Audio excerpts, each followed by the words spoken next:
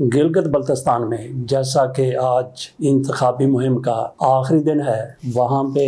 مسلم league نون کی leadership بڑی گرج رہی ہے، برس رہی ہے۔ بلاول بھٹو زرداری الگ سے ان کے اوپر چڑھائی کر رہے ہیں، ایک دوسرے پر حملے جاری ہیں، ایک دوسرے کو جواب بھی دیا جا رہا ہے۔ اور دیکھیے کہ پاکستان میں یہ ایک ہی تھالی کے چٹے بٹے ہیں، ایک ہی تھالی میں کھاتے ہیں، ایک ہی جگہ پیتے ہیں، ایک ہی جگہ سوتے ہیں، ایک ہی جگہ جاگتے ہیں۔ یہ کوئی قابل اعتراض بات نہیں ہے، یہ محاورتاً کہا، لیکن وہاں پہ ایک دوسرے کے دشمن بن کے دکھا رہے ہیں، صرف اور صرف لوگوں کو اپنی طرف کھینچنے کے لیے، لوگوں کو بیوقوف بنانے کے لیے۔ وہاں بھی یہ ایک ہی سائڈ پہ کھڑے ہیں، تحریک انصاف کو اپنا سب سے بڑا مخالف سمجھتے ہیں۔ تحریک انصاف کی طرف سے وہاں پہ جتنی بھی گنجائش دی گئی ہے وہ بھی اپنی انتخابی مہم چلا رہے ہیں۔ بیرسٹر گوہر کو وہاں جانے کی اجازت دی گئی، باقی کسی کو بھی وہاں نہیں جانے دیا گیا، بلکہ وہاں گئے لوگوں کو بھی وہاں سے علاقہ بدر کر دیا گیا۔ بیرسٹر گوہر کی طرف سے کہا گیا تو درست کہا گیا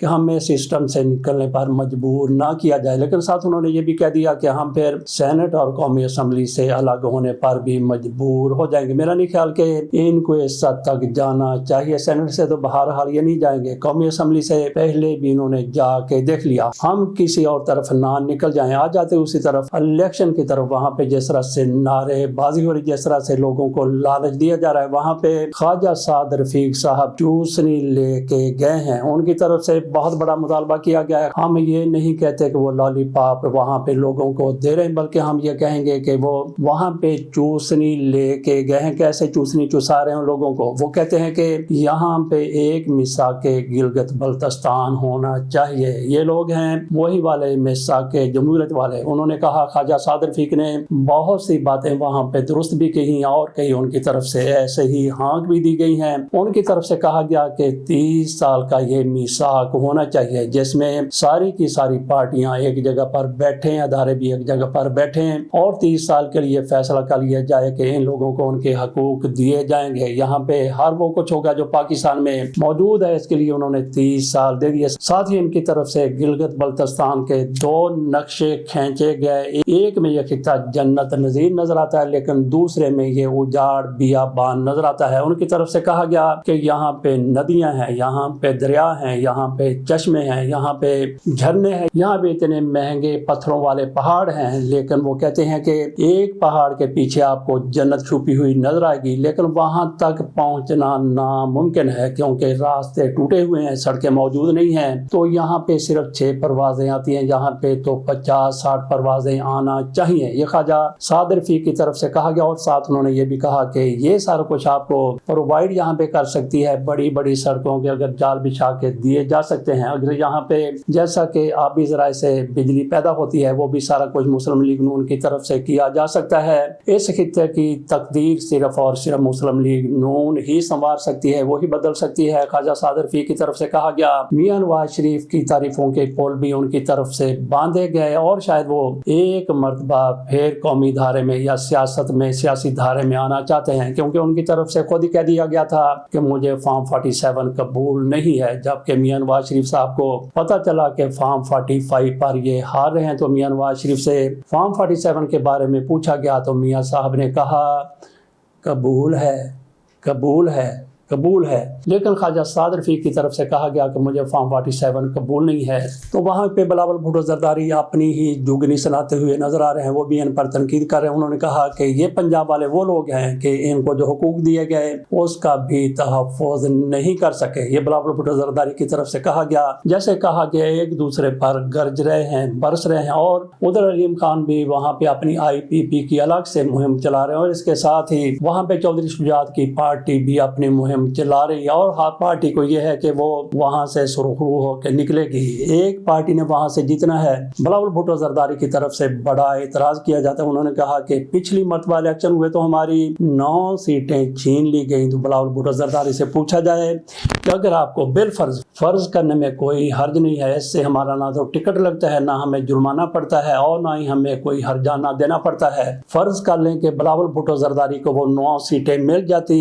جن کے بارے میں دعویٰ دعویٰ کرتے ہیں کہ ہماری 9 سیٹیں چھینی گئیں، تو وہاں پہ ان کی تھرو آؤٹ 4 نشستیں نہیں تھیں، 9 وہ ہو گئیں، 4 یہ ہو گئیں، 9 اور 4 13، جبکہ وہاں پہ تحریک انصاف کی 22 سیٹیں تھیں، ان سے دگنا تھی، ان کو وہ مل جاتی جن کے بارے میں یہ اعتراض کرتے ہیں، دعویٰ کرتے ہیں۔ پھر بھی تحریک انصاف والے ان سے کہیں آگے تھے، مسلم لیگ نون والے بھی پیچھے تھے، وہاں پہ شاید 33 یا 32 نشستیں ہیں، ان میں سے تحریک انصاف کی 22 نشستیں تھیں۔ کچھ عرصے کے لیے ان کا وہاں پہ وزیر اعلیٰ رہتا ہے، وہ اس کو نااہل قرار دے دیا گیا، اور اس کے بعد پھر مسلم لیگ نون والے، پیپلز پارٹی والے مل کے تحریک انصاف والوں کو بلیک میل کر کے یا ان کے لوگوں کو جس طرح سے وہ دوسری طرف منافقت کر کے چلے گئے، ان کے ہی وہ قصیدے وہاں پہ گا رہے اور ان کی مسلم لیگ نون اور پیپلز پارٹی ہی کی مرضی سے وہاں پہ سارا کچھ ہوتا ہے، کیونکہ تحریک انصاف کو تو وہاں سے دیس نکالا دے دیا گیا، لیکن لوگ وہی رہے جو تحریک انصاف کی ووٹوں سے جیتے تھے۔ تو بلاول بھٹو زرداری کی طرف سے یہ دعویٰ کیا جانا کہ ہماری 9 نشستیں چھینی گئی، تو جناب علی آپ کے پاس 9 نشستیں ہوتی تو پھر آپ نے کیا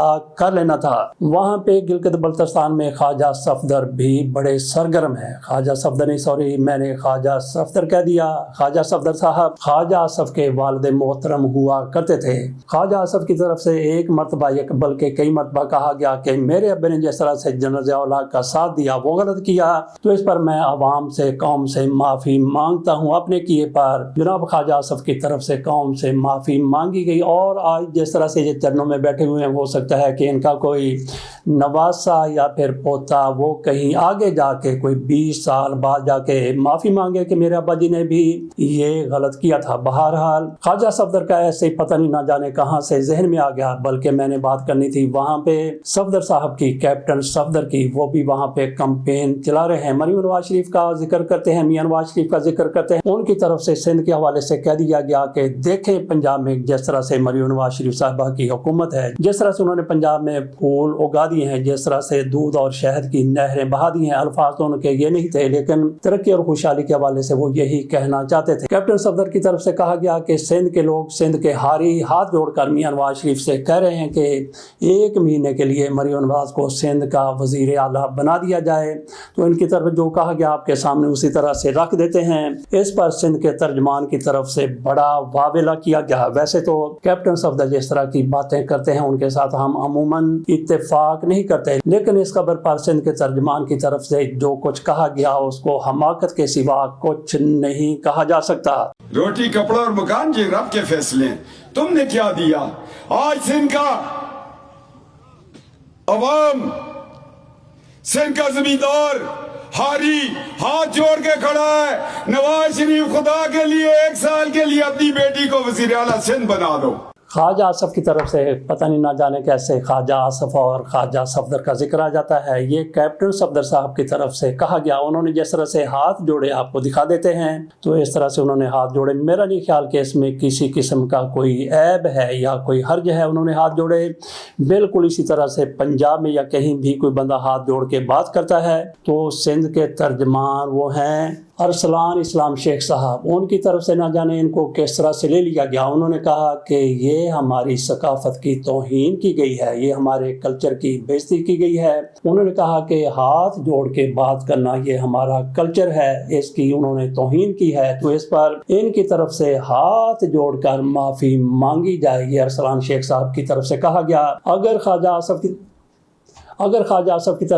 صفدر صاحب کی طرف سے، کیپٹن صفدر کی طرف سے ایسا کچھ کہا جاتا تو یقینی طور پر ہم اس کا کبھی ساتھ نہ دیتے۔ انہوں نے جس طرح سے بات کی ہے، انہوں نے ہاتھ جوڑ کے بات کی ہے، یہ بتایا ہے، یہ دکھایا ہے کہ کس طرح سے سندھ کے لوگ ہاتھ جوڑ کے منت کر کے میاں نواز شریف سے کہتے ہیں کہ اپنی بیٹی کو 1 مہینے کے لیے یہاں پہ بھیج دیں۔ یہ الگ بات ہے کہ اگر میاں صاحب اپنی بیٹی کو وہاں سندھ میں 1 مہینے میں بھیج دیتے ہیں تو 1 مہینے میں ہی وہ صوبہ اجاڑستان آپ کو نظر آئے گا۔ بہرحال بات ہم کر رہے تھے ارسلان شیخ صاحب کی، جس طرح سے ان کی طرف سے یہ اعتراض کیا گیا وہ اعتراض بالکل بھی ہرگز بھی نہیں بنتا۔ تو وہاں کے وزیروں کو، مشیروں کو تھوڑا سا اپنی عقل سے کام لینا چاہیے کہ آپ نے تنقید کرنی ہے بالکل تنقید کریں، لیکن ایک چیز کو بالکل ہی اس کے برعکس لے جانا یہ بھی کوئی مناسب نہیں ہے۔ انصار عباسی صاحب کا تھوڑا سا تذکرہ کر لیتے ہیں، ماشاءاللہ سے بہت بڑے صحافی ہیں، جیو نیوز سے ان کا تعلق ہے، جنگ سے بھی ان کا کا جنگ میں بھی ان کی خبریں لگتی ہیں ترجمہ کر کے ان کی طرف سے ایک ایسی چھوڑی گئی ہے. شہباز گل صاحب ایسی خبروں کی وجہ سے ان کو پاکستان کا سب سے بڑا منافق صحافی قرار دیتے ہیں. ہم اس سے بالکل متفق نہیں ہے، لیکن یہ خبر انہوں نے جس طریقے سے دی ہے، سارے کے سارے جتنے بھی پاکستان میں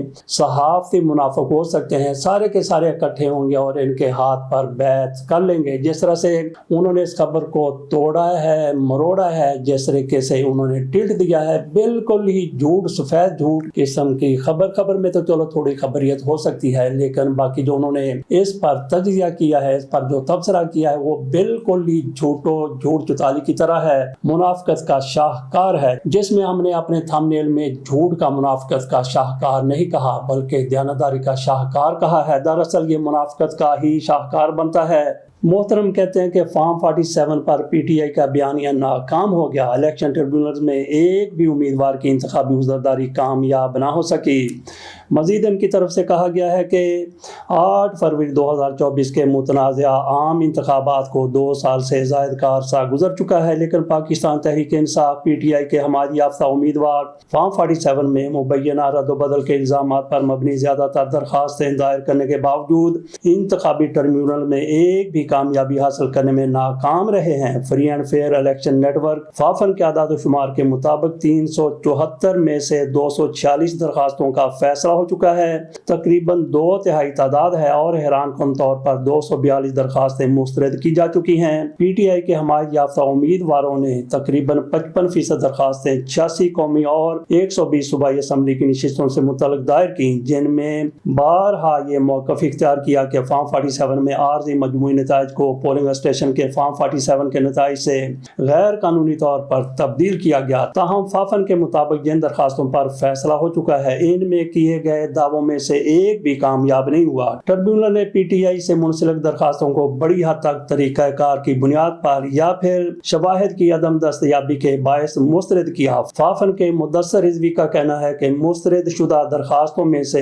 123 ناقابل سماعت قرار دے کر خارج کی گئیں، جن میں سے 44 قومی اور 79 صوبائی اسمبلی کے حلقوں سے متعلق تھیں. یہ آپ نے رپورٹ سنی جو انصار عباسی صاحب کی طرف سے دی گئی ہے. تو ناظرین، ایک جہانگیری صاحب بھی ٹربیونل کے جج ہوا کرتے تھے. انہوں نے طارق فضل چودھری صاحب کو کہا کہ آپ قرآن پر ہاتھ رکھ کے کہہ دیں کہ آپ کے پاس فارم 47 درست ہے. تو یہ صاحب دوڑ گئے، بھاگ گئے. وہاں پہ جتنے بھی لوگ تھے اسلام آباد سے کامیاب ہونے والے، سب نے دڑکی لگا دی اور وہاں پہ ان کو فیصلہ نہیں کرنے دیا گیا، تاکہ ان کی ڈگری بھی جعلی قرار دے دی گئی. ان کو دیکھتے ہوئے جس طرح سے تیزی سے فیصلہ کرنا چاہتے تھے ان کو نکالا گیا، کئی اور ججوں کو بھی نکال دیا گیا، اور پھر وہ قانون بنا کر ان ججوں کو بھی لایا گیا جو ریٹائر ہو چکے تھے. اور ایسے جج بھی تھے جو افتخار محمد چودھری کے جانے کے بعد بنائے گئے تھے، حمید لوگر کی طرف سے بنائے گئے تھے، اور ان کو پھر سپریم کورٹ کے فیصلے کے بعد گھروں کو بھیج دیا گیا تھا اور ان کا سٹیٹس ختم کر دیا گیا کہ وہ اپنے آپ کو جج نہیں کہلوا سکتے. ان کو بھی ٹربیونل میں لگا دیا گیا. تو باقی ان کی طرف سے کہا گیا کہ درخواستیں مسترد ہو گئی پی ٹی آئی والوں کی، اور ایک بھی ان کے حق میں فیصلہ نہیں آ سکا. جس طرح سے انتخابات کے رزلٹ ترتیب دیے گئے تھے بالکل اسی طرح سے